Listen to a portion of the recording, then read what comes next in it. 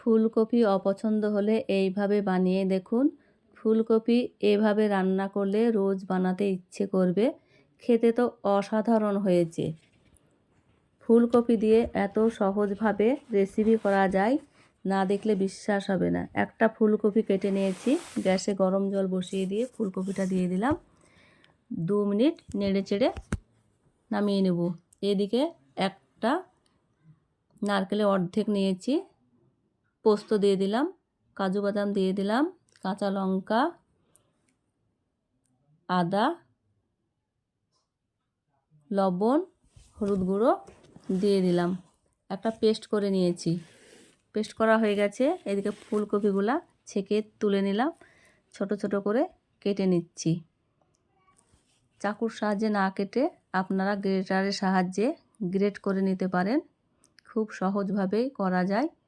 ভিডিওটি না টেনে পুরো ভিডিওটি দেখে নেবার অনুরোধ রইল। সমস্ত ফুলকপি কাটা হয়ে গেছে। স্বাদ মতো লবণ, হলুদ গুঁড়ো, লাল লঙ্কার গুঁড়ো, পেঁয়াজ কুচি, যে পেস্টটা করে রেখেছিলাম পেস্টটা উপর দিয়ে দিলাম। ওই পেস্টের পাত্রটা ধুয়ে জল দিয়ে দিলাম কিছুটা। সব কিছু ভালোভাবে মিক্স করে নিচ্ছি। মিক্স করা হয়ে গেছে। ওপর দিয়ে 3 চামচ মতো সরিষার তেল, টমেটো কুচি দিয়ে আবারও ভালোভাবে মেখে নিচ্ছি। ভালোভাবে মাখা হয়ে গেছে। এদিকে কলা পাতা ছোট ছোট করে কেটে পরিষ্কার করে নিয়েছি।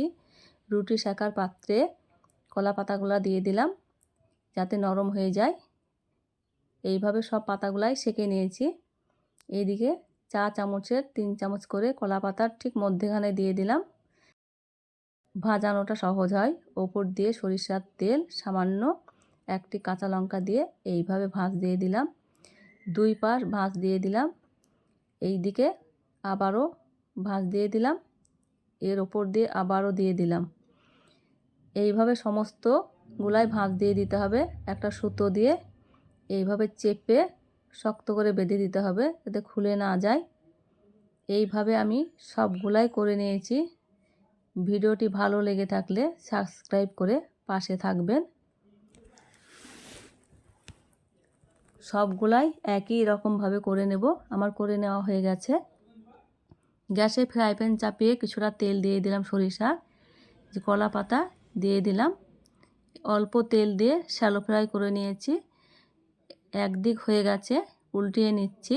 গ্যাসের মিডিয়াম আঁচে এগুলাকে করে নেব, তা না হলে পুড়ে যাবে, ভিতরটা কাঁচা থাকবে। আমার হয়ে গেছে। পাতুরিগুলা তুলে নিচ্ছি। দেখুন দেখতেই কত সুন্দর হয়েছে।